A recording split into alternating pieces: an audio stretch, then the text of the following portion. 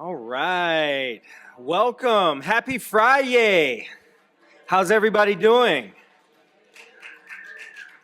Thank you so much for being here today. I'm Michael Lambert, and I am proud to serve as the city librarian. It's my honor to welcome you to the San Francisco Public Library Corrett Auditorium. Today, we are thrilled to host this conversation with author Katie Kitamura about her latest novel, Audition.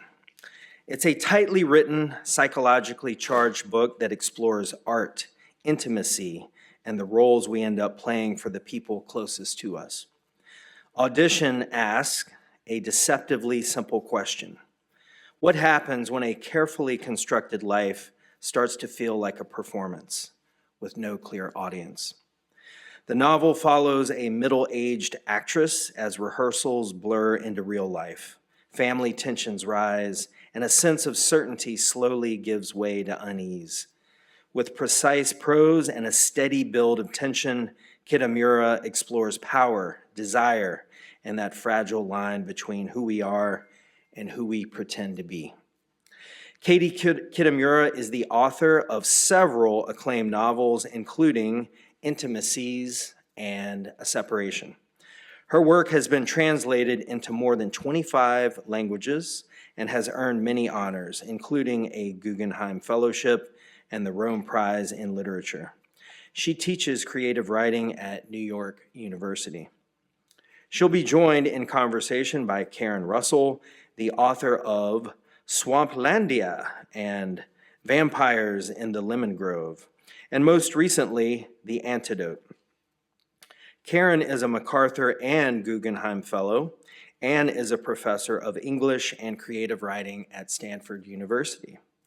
Please note, after the program, books will be available for purchase, and there will be an opportunity to get your book signed by the author in the lobby. Without further ado, please join me in welcoming authors Katie Kitamura and Karen Russell.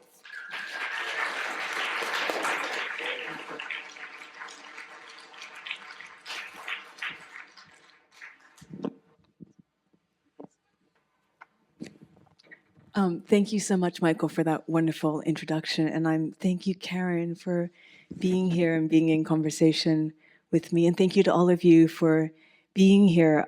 I love libraries so much. They've been so important to me, both as a reader and as a writer. And I love public libraries even more. I feel so strongly that the mission of public libraries, the idea that information should be freely available to all, is increasingly not just vital, but actually feels quite radical. So I'm so grateful to the library for hosting us and for all the incredible work that you do. Sorry. Yeah. And I'm actually giddy to get to be here with Katie, who's one of my own favorite writers and just a remarkable person. And this is our third event together, guys. So on my BART ride down, I was like, I feel so relaxed, and it generated new anxiety. Was I too relaxed to do a good job for Katie? But I guess time will tell. But I really was thinking about the kind of serendipity of our books coming out around the same time. And the first time we met, really as strangers who had, some kind of powerful friends in common, but just the way that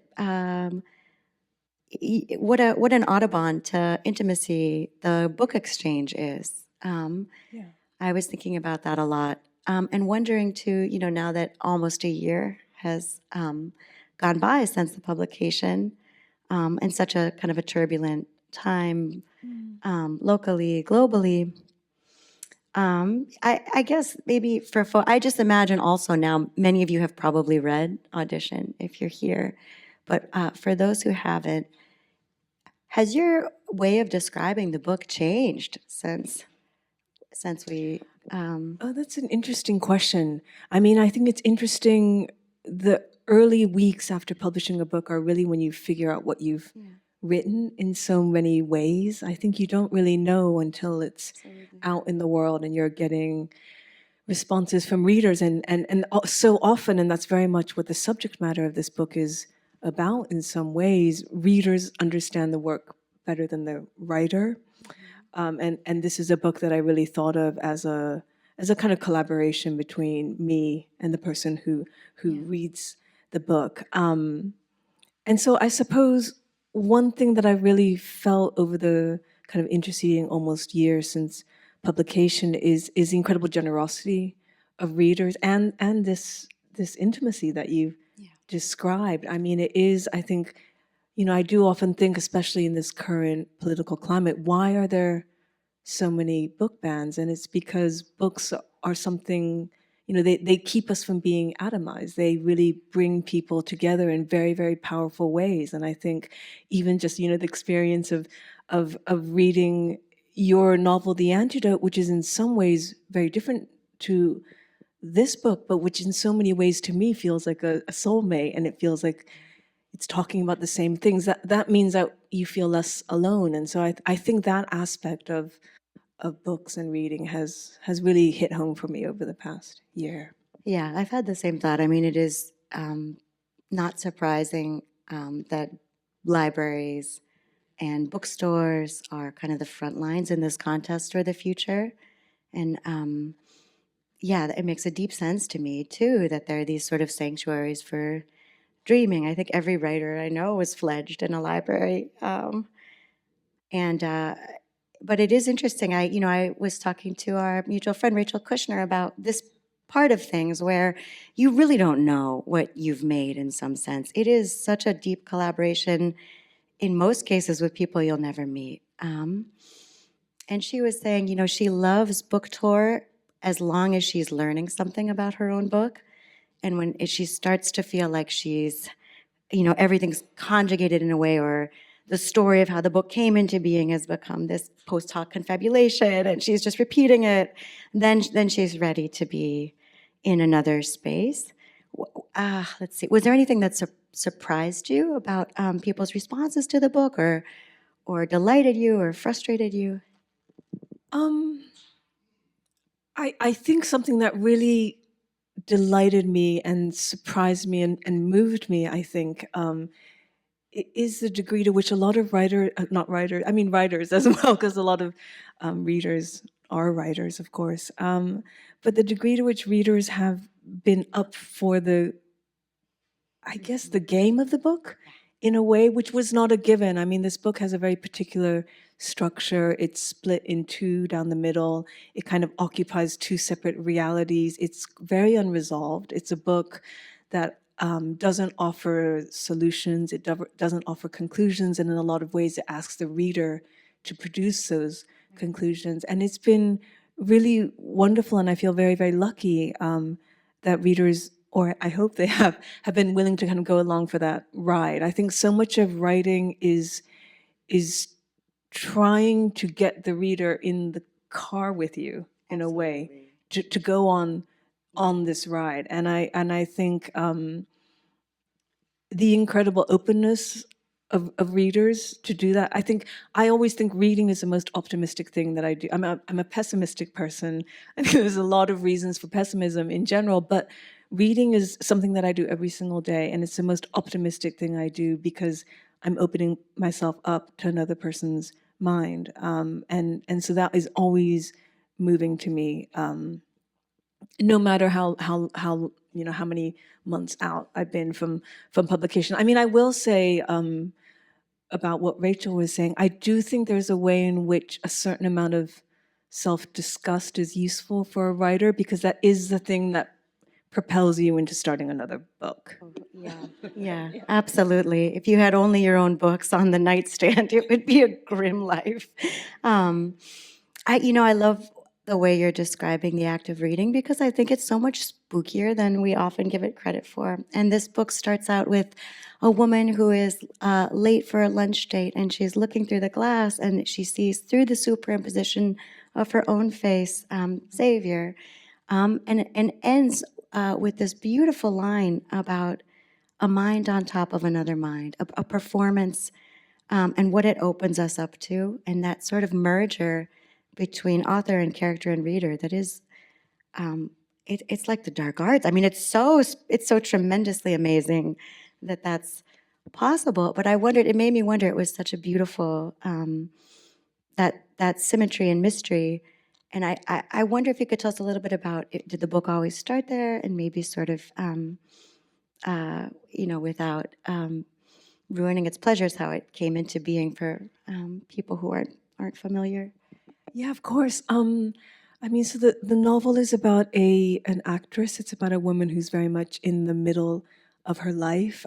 She has a good career, or an okay career, and she's happily married. And her entire life is upended when a young man, a stranger, approaches her and says that he believes that he is her son. And then from that point, kind of two separate possible narratives unfold in the book. And I mean, just to circle back to what you were saying about the kind of layers in the opening of the book, and there's a moment when she kind of looks into a mirror and she's trying to see the person through the glass, but a lot of what she sees is obfuscated by her own image.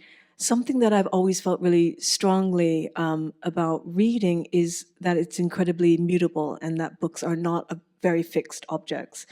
I think that's one of the reasons why I'm a very hesitant critic, because I'm so aware of how much the book that's under consideration is shaped by what I bring to it. And that changes so radically from day to day. It changes whether or not I'm caffeinated, for example, the kind of the latitude that you give to a book. And I feel very much that the books I love the most are the books that change every single time I read them. So I was really interested from the very beginning in writing a book that would be open to interpretation, that would kind of contain within it multiple narratives, multiple versions of itself. And so the book opens with this scene between a woman who's middle-aged and a much younger and very beautiful man.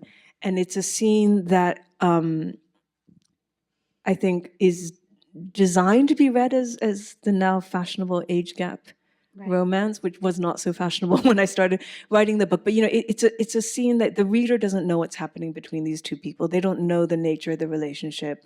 And the narrator is very aware of how other people are interpreting the scene that's taking place. And I think one of the things that I wanted to do was kind of to set up a scenario in which the reader would potentially think that what they're seeing is a sexual or romantic scene. And then to be confronted with the nature of interpretation, what it means to read something, how you bring your own assumptions to the act of reading. And then that's very much carried through to the end of the book. It's truly incredible and subtle. I've seen this book described as speculative in its approach, which was interesting. And I think it felt maybe speculative in its structure in a way, or I wonder a little bit maybe how you thought about what it feels like. It felt very new. It to me in its remaking of a psychologically realist novel, and the ways that the subtlety with which you realize in this book, often in our lives, right, that you're perhaps not on stable ground. I was noting in myself, how quick I was to want to identify with this narrator and take as truth, right, their kind of perceptions. And so it's gradual when sort of the world of the book starts to thaw around you, and it feels so exquisitely engineered. But I have this secret insider information because this is our road show, guys. Catch us in Paris. We're.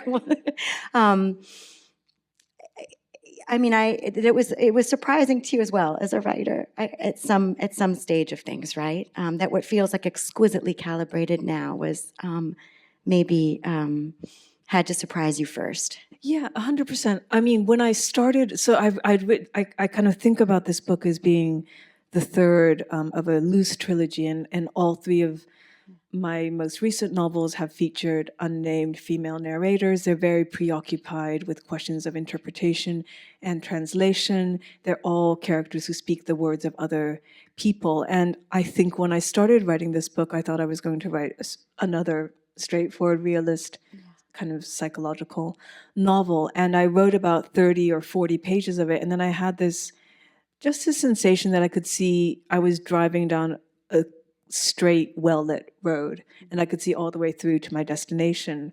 And my feeling is that if a writer is not taking some kind of risk, the reader can sense it. I feel like I can always tell when a writer is kind of like, I know how to do this, and I'm going to, that I can tell when there's no skin in the game. I can tell when there's no discovery. And so then I really had to reevaluate the entire project, and I started thinking about, what can I do that I haven't done before? What can I do that really, really scares me? Yeah. A lot. And the entire time, and then I had this idea because I've always had been thinking about how the novel was about universal experiences that have within them irreconcilable aspects, things that feel almost mutually exclusive, whether it's being in the experience of being a mother or being a partner or being a writer or an artist. All of those experiences have things that cannot be neatly reconciled. And so I knew that I wanted to write about fissure, about divide, about splits, contradictions. And I thought, what if rather than writing about it, I tried to write it directly into the structure of the novel? And so the novel has two realities which are contradictory and cannot be true at the same time. And so that was the entire time. My husband's also a novelist, and at the end of each day, he'd be like, how'd it go? And I'd say, I really don't know. But, if it doesn't work, I know how to do it the normal way. And so that was the kind of safety net or the security blanket that I needed. Yeah. But I find that taking risk is kind of the only way to do it. It's true. I was had the great honor of introducing C.Pam Zhang at a reading the other night, and I was thinking about those two books, how extraordinary they both are, and I think what you're describing I sensed in both. You can feel like that openness to to risk and reinvention and doing something different than what came before. And I absolutely agree. I think it may be one reason I don't always love to read genre, because that can feel a little bit more, and the pleasures are different. Yeah, I mean, you sort of know what you are going to get in some sense. I mean, Pam, who is here, I think, somewhere. I mean, one of the things is that the two books are so different, and that is to me so deeply exciting. And that's one of the great pleasures of being a reader is really when you can sense a writer kind of testing their range almost. It's extraordinarily exciting. I love story collections because they do have that kind of like promiscuity almost, right? You're sort of, each new story is a world, and I think readers and writers can find them frustrating because it's sort of like the circus came to town and like, this big elaborate construction. And then they're like, go to your car, it's all done. I was actually talking to a wonderful novelist who had won the Booker Prize a few years ago. And he said, I thought I was going to write a story collection to take a break. Right. And he said, this is insane. You have to do it not just once, but 12 times. You have to, construct the reality. You have to get the buy-in from the reader. You have to do it over and over again. And he said, why does it's so much work? So much work, right. But it's the pleasure of that sort of remaking of kind of the world and its parameters and its rules. And I love what you said about knowing, it's an inside job, I guess, but knowing what your efficiencies are.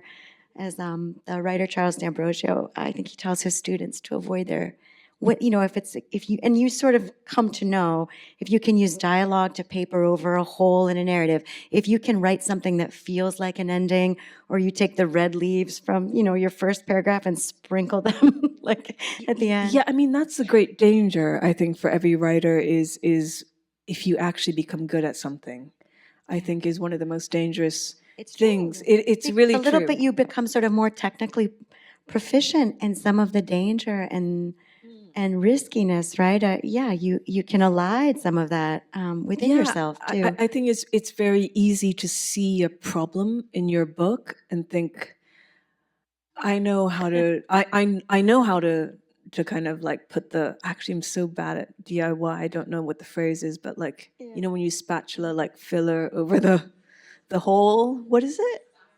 Thank you. When you kind of think, I can spackle that, and I know how to do that, whether it's with because I'm really good at plot or dialogue, or I can do that kind of atmospheric thing or whatever. And then the temptation is just to do that rather than actually figuring out what the problem is. Whereas I think our work as novelists is really to go further into the problem. Yeah. The kind of the only way out is further in. Yeah. Yeah. Was there a particular narrative problem that you could talk about in Audition that you found a surprising solution for? I mean, there's so many problems, I think. I asked just because it genuinely feels to me like a perfect book and inevitable.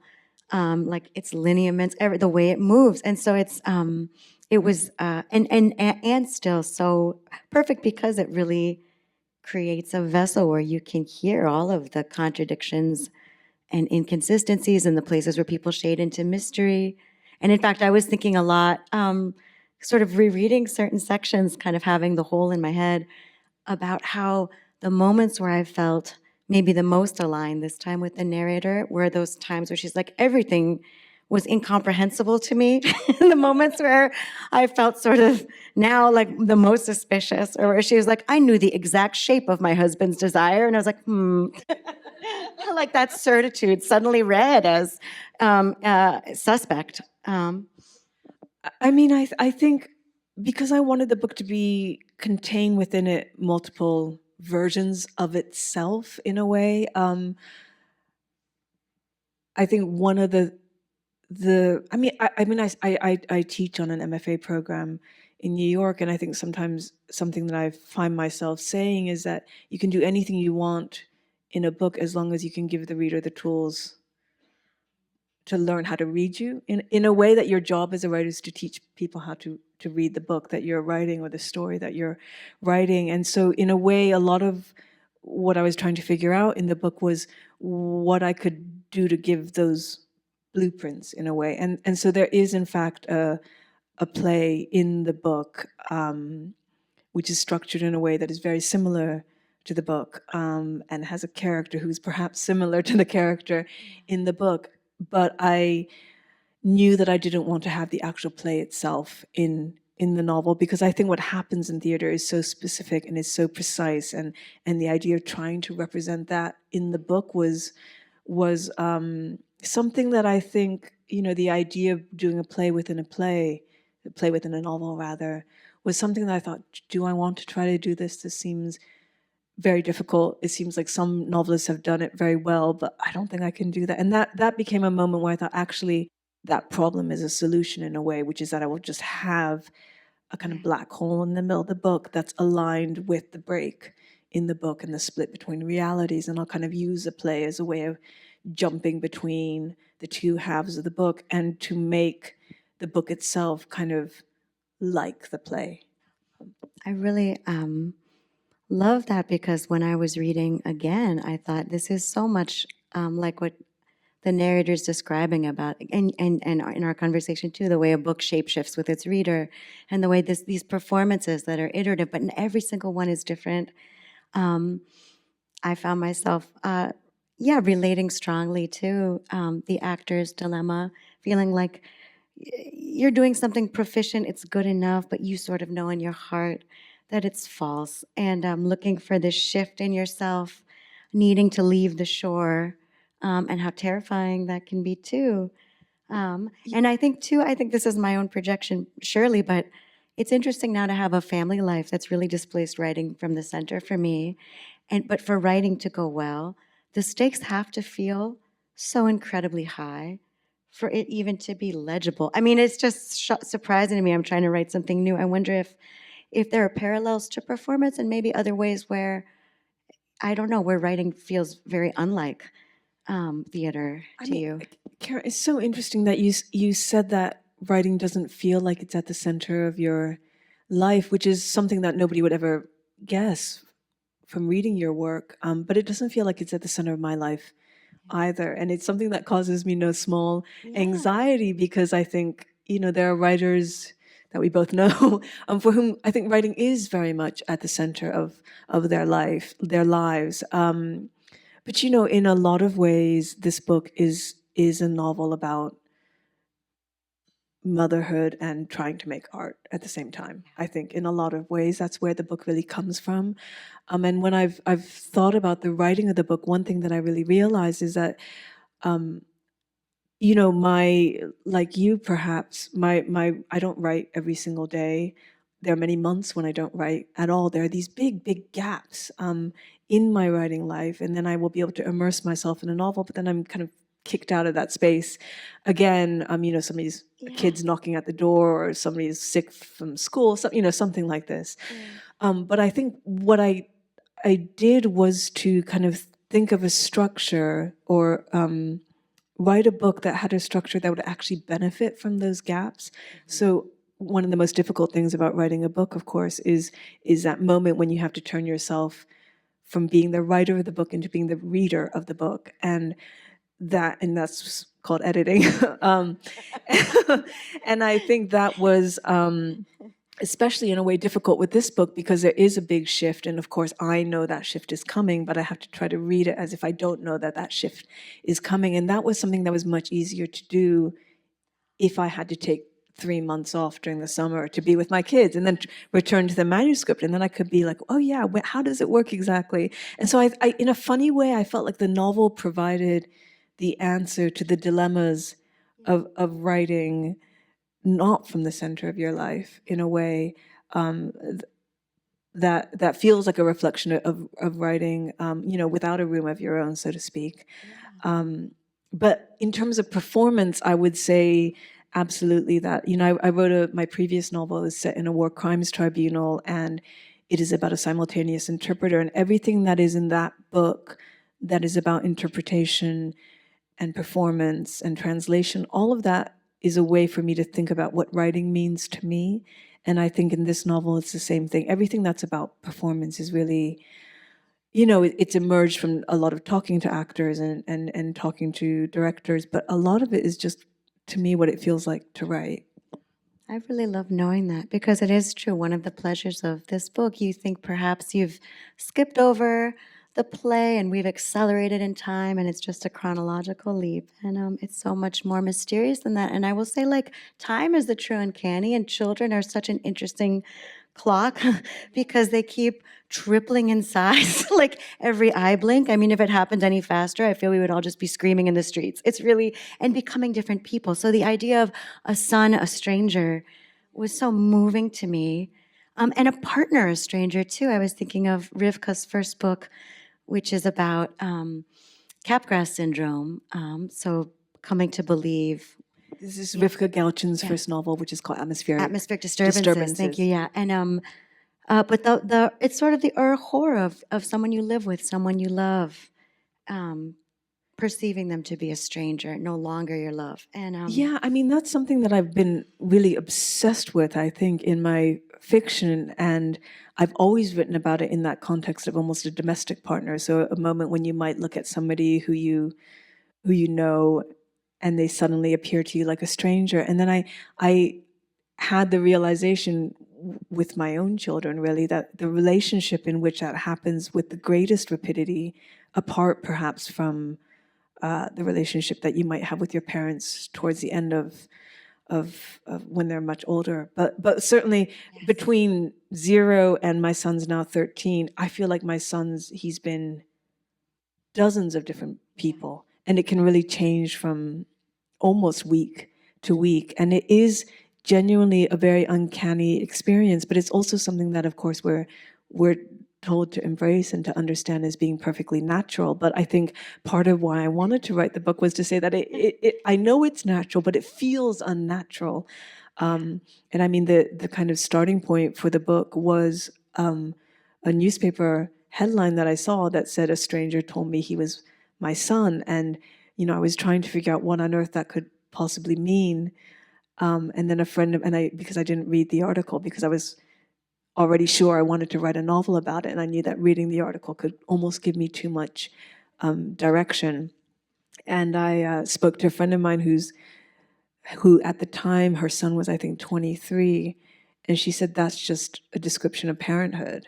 And every time my son comes home from college, it's like a stranger has walked in pretending he knows me.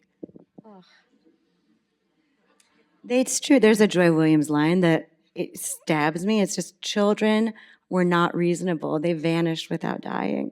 It's so Gosh. hard. But a general, I think getting at that spookiness too within a family. I was thinking actually, and I don't think this is giving anything away, about this remarkable line of stepping out of this circle. We say this about people we love too, like, oh, that was so out of character. We just say it thoughtlessly. But, and there's also an infidelity that's referenced in the book, and this idea that this person was always bound to come back to her husband, just that language bound to. And I thought about how fragile and how, like these bonds can actually endure and shape a life, and then they can be revealed as imaginary in a second. It's really something. I mean, it's interesting. So when I was doing interviews for the book, I was talking to somebody who I've actually spoken to a couple of times, and who's a really wonderful reader and an incredibly sensitive critic. And she said, "There's just one line in your book that I don't agree with at all." And I said, "Oh, what?" I mean, I was like, "Yeah, what is that?" And she said, "I don't." And I actually can't remember the line, but I think it's something like, "A family is a mutual delusion or a collective fantasy," or something. Anyway, it's this idea that family is a construct. And she said, "I don't think that's true. I think family is the most authentic thing there is in the world." But but to me, family is something that is constructed.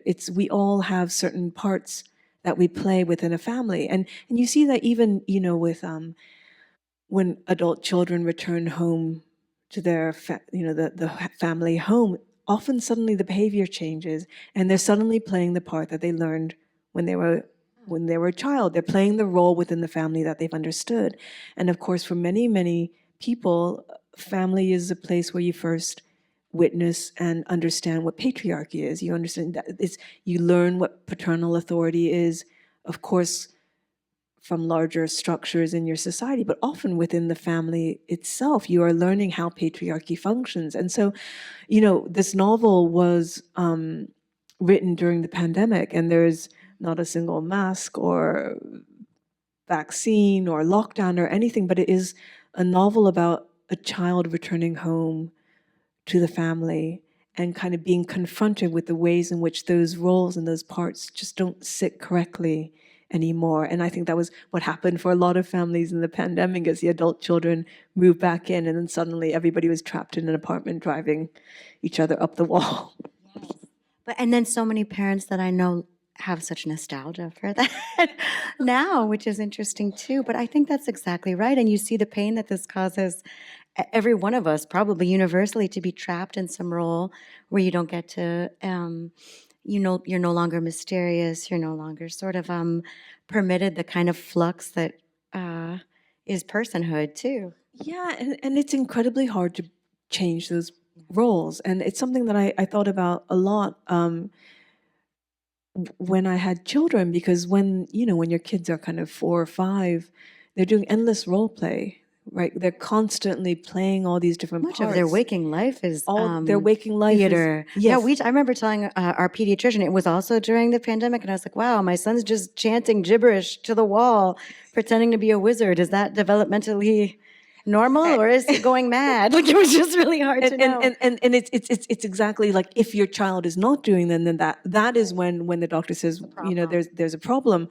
And then there's this fascinating, so we're learning, and role play, that's how we learn what it means to be in the world, right? That's how we learn what identity is. And it's fascinating that as a child, that can be so mutable and is encouraged to be mutable. And then this idea that when you're 16 or 17 or 18 and you reach adulthood, that mutability is gone. But in fact, it remains, but I think we just kind of pretend it's not happening. And we become kind of fixed in these roles or these parts or these dynamics. And the great kind of challenge of adulthood is actually breaking free of that contract. Absolutely. It's interesting to think about that in relationship to kind of an artistic career too. The narrator of this book begins to get better roles at a certain moment, roles where, right, there's a fuller humanity available or represented because the culture has shifted And this, I think I'm going to turn it over to you all in just a minute. I'm sorry. I'm being like such a ball hog. I'm really sorry. It's very selfish, but this will be my last question, I think, and then we'll open it up. Um, and just to your idea of like, yeah, that in midlife is also a time of discovery. I mean, it truly never ends. And I love this about Audition too, that it's not like people are ever full stop conjugated. And in your own writing life, you know, as you approach your next project, are there ways that you sort of consciously resist what's come before? I find this a little bit, which is why I'm curious about it. I'm having a difficult time with something new, but I can't really tell if I'm doing this wild deviation, you know, and it's also a different kind of reflex. It's not really a decision. It's just sort of a perverse choice feels more like a choice or something. Yeah, I mean, I really feel that strongly, that there's a kind of disgust for everything that Yeah. that came before, and a kind of contempt if you find yourself doing the same thing over and over again. But I will say for myself, and I mean, I can feel in all of our books actually that like one's preoccupations are not infinite, right? No, I mean, I think you find yourself writing the same book over and over again in so many ways because you have your preoccupations, you have your set of concerns. But I think there is often what's interesting in a book is seeing the author fighting against that in some way, or trying to find a new strategy, a new approach to the same problem. And I think that is the kind of at the basis of so much kind of artistic drive in a lot of ways. You know, because the thing, of course, that you realize, I think, when I started writing, I don't know how, I can't imagine it was the same for you, but when I started writing, I was just like, do I know how to do this? Yeah. You know, so much of it was like, can I do it?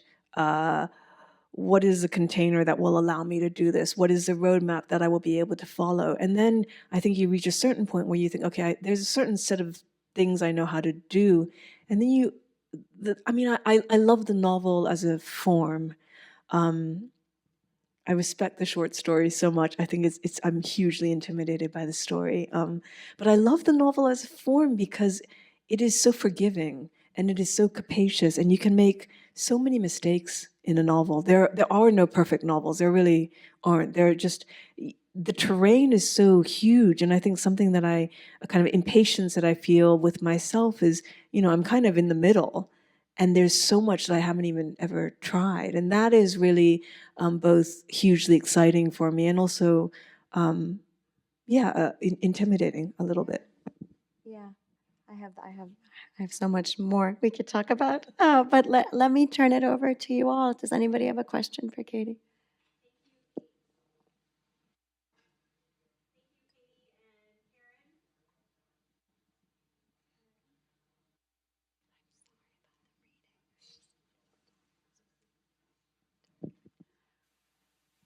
No? Oh, thank you.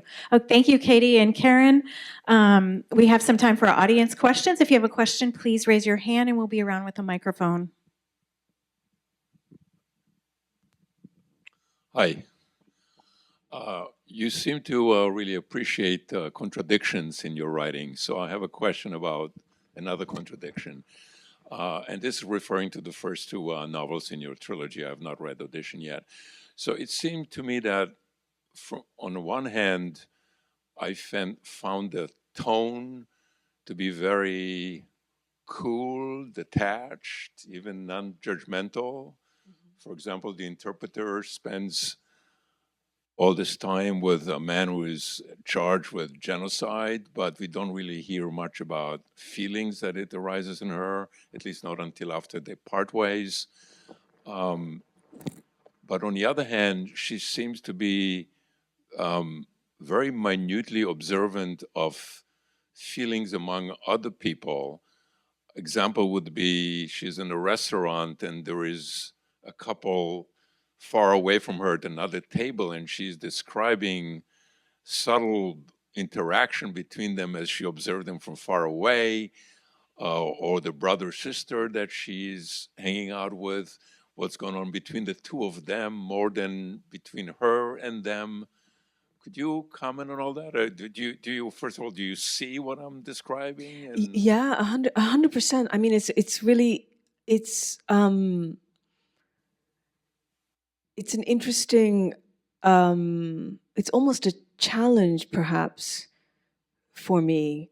And I think one of it's, I mean, I'm very aware of what you're talking about. And one of the things that I wanted to do with Audition was to kind of really think about what it means to put the character into the role of action.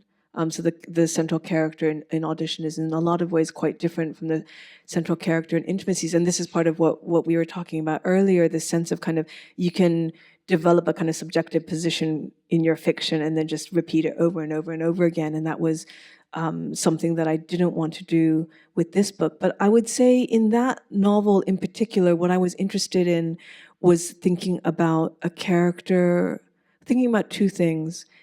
Thinking about passivity, I was very interested in writing a character who is relatively passive.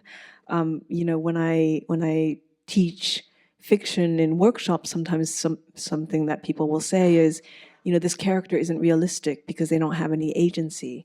And the reality, I think, is that very few of us have agency. We have the illusion of agency, but in fact, very few of us have total control over how our lives are unfolding. And so I'm very interested in writing a character who sees the limits of her own agency. But I think in that particular book, there's a moment when that passivity shades into complicity, and she's thinking about what it means for her to be part of this institution and the kind of institutional power and authority of the court, which she is a part of.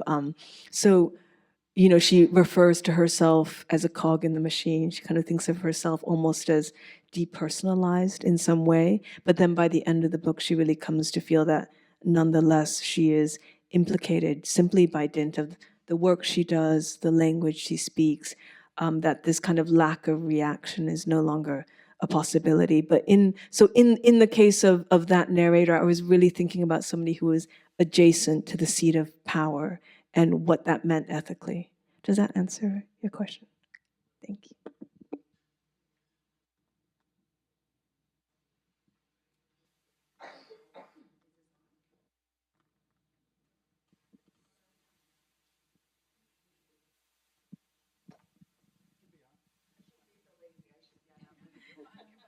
I'm from New York. I can scream if I need to. Hello? Okay. Oh, sorry. I don't want to. Sorry. I am from New York and I can scream if I need to, but not into a working microphone. Thank you so much for this dialogue. I'm so excited to discover your work, Ms. Kitamura. I actually have never read any of your books, but I read or I listened to an NPR segment months and months ago, and I really appreciate it.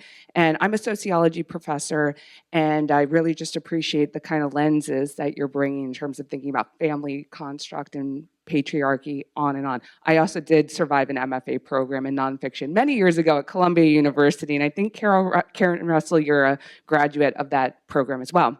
So I'm really intrigued by this idea of preoccupations and writing around the same subjects again and again. And I've done that in my job as a sociology professor. And I actually want to pull out that MFA thesis from Columbia some 20 years ago and sort of figure out if there's anything left.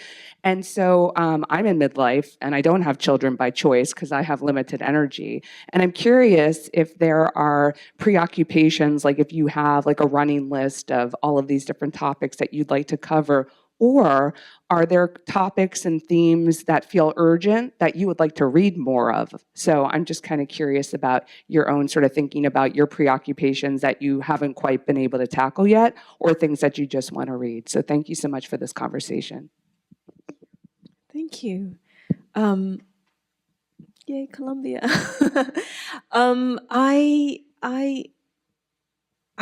For me, writing is so much like you think you're in a maze and you're wandering around, and then you turn the corner and what you are confronted with is your own face.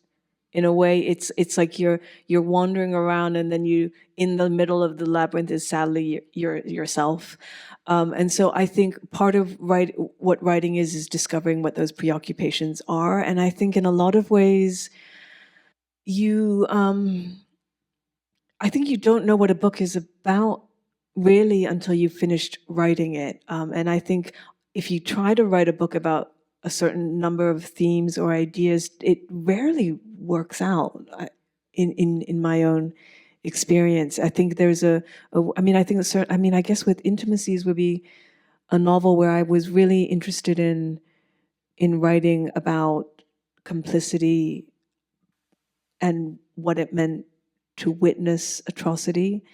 And I think it's about that, but it is ended up being much more about, I think, power. And that was something that I wrote the novel, I finished it, and then I read it through, and I realized, for example, that there were all these instances of sexual intimidation and sexual harassment, which completely makes sense because that is, of course, an articulation of and demonstration and exertion of power. But that, I think that could never have worked if I'd decided I wanted to write a novel about sexual intimidation. So in the way, I think, you can set out the rocks, that you set along the perimeter of your project, but then hopefully something else comes up, and often it changes less than you think it might. But I don't know for you, what is... So it's interesting because I don't know that people would necessarily think our books have much in common, but I really, the narrator in Intimacies, it's a really high stakes performance, right? It's never sort of like a pure or perfect translation. It's how these words are performed and how the story exists has tremendous ramifications for real people. And I have this story about a woman who's also, in a way, she sells herself as sort of a vessel for memory. She's like a bank for people's stories. And I went into that in a similar way. It really, I think I had some huge ideas about what I was taking on, and so failed to write that book and put it aside. And for years was like, I'm actually not a novelist. I write stories. But the stories now in retrospect seem like testing grounds for some of the same questions about power, about sort of the fantasies that kind of have these real blood red costs to real people. Yeah, and also, I mean, this is in Karen's really extraordinary novel, The Antidote. And it is also, I mean, I think for me, Intimacies was a novel about what it meant to contain the words of other people. And so something that the character is doing is she's interpreting testimony that is sometimes of people who are survivors of atrocity. And then that is almost exactly what your character is doing as well. And I don't think it's a coincidence that they're both female characters either, and also this question of what does it mean to write characters who have this very intense relationship to language and story that is not being authored by them. Right. And so like these are almost, it's uncanny, the actual perfect parallel. And in audition too, right? This idea of, and the relief of a voice that's given to you, but right, sort of also kind of exploring this maybe false binary of passivity and agency, right? Also, but I think, yeah, to Katie's point, and I don't know what kind of book. I mean, I just read. I can recommend because she's here. I don't know. It's fun too. I'm sorry. The second time this week I've now ambushed Pam with praise, but Land of Milk and Honey is extraordinary. And I would love to read more books like that sort of deprogram me and change what I understand about what fiction can be.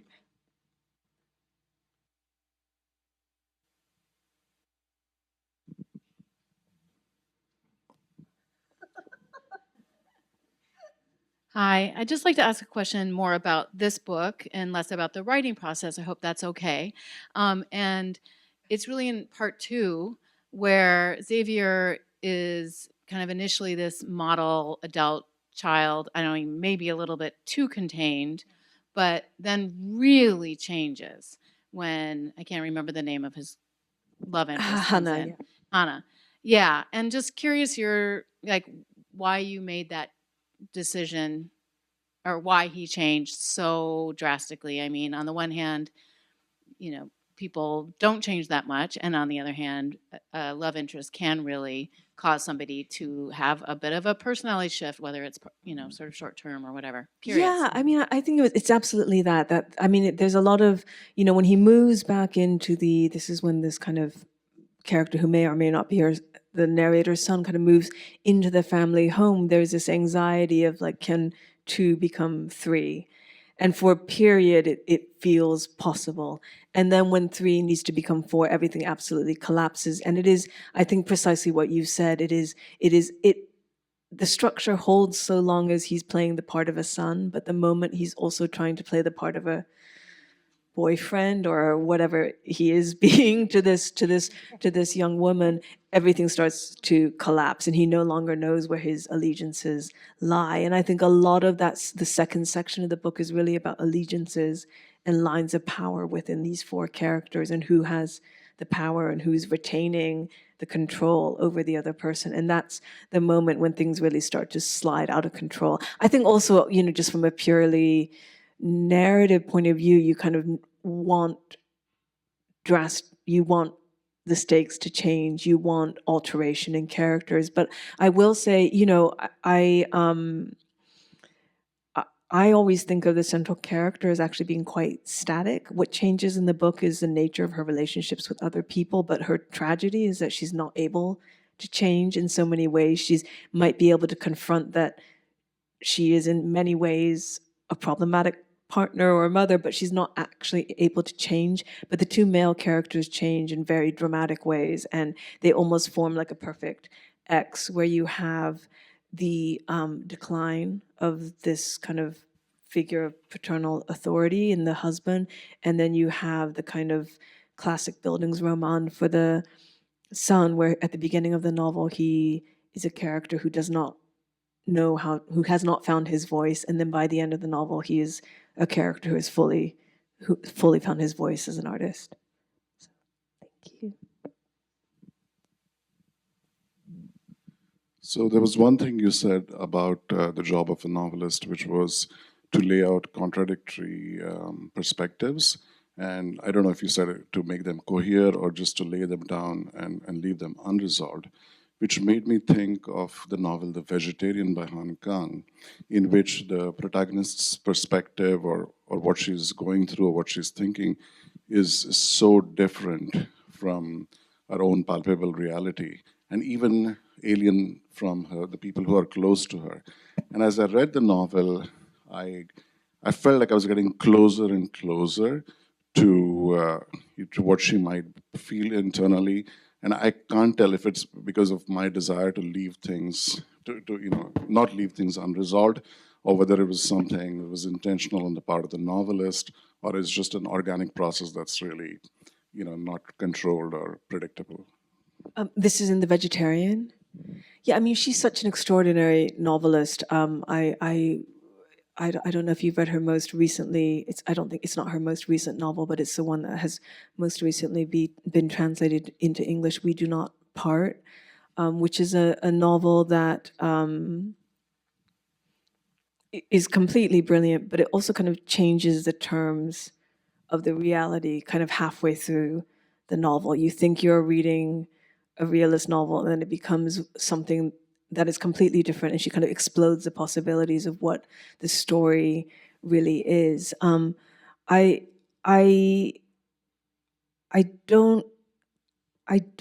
have. It's been some time since I've read The Vegetarian, so I don't know that I can speak to that novel very, very effectively in terms of the gap. You're saying the gap between what she perceives and the actual external reality, is that?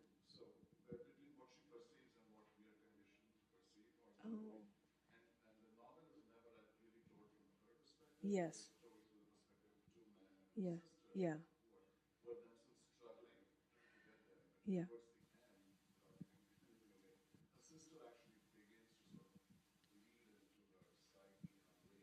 Yeah. Yes. Yeah. Yeah. I mean, I think, she's an extraordinary writer, and I think she's a writer who really actively writes into ambiguity. I mean, I suppose the thing I feel about conclusions in fiction is, well, so one thing that AI is very good at is resolution. It's really been programmed for resolution. I think in part because in its earliest iterations, it was, I think, thought of, and I'm sure there are people in this room who can correct me, but for customer service, and customer service is preoccupied with resolution. So in its early iterations, when you would talk to ChatGPT, it would always resolve conflict. So you'd say, let's have these two people fight, and then they would fight for 2 seconds, and then they make up. And so for that reason alone, I feel like the work that we do as novelists is actually to push against that tendency towards resolution and towards conclusion, because I think why are we so preoccupied with resolution and conclusion?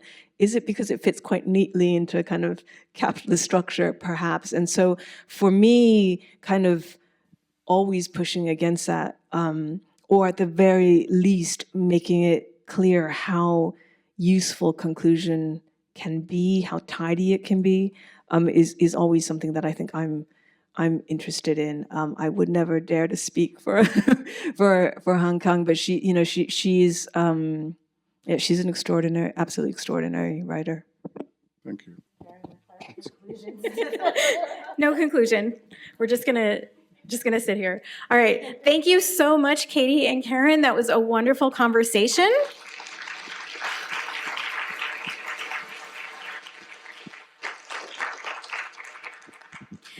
And thank you to our audience for those wonderful questions. There will be book sales and book signing in the auditorium. So we'll ask that you head that way if you want to get a chance to talk to these wonderful novelists. Thank you all.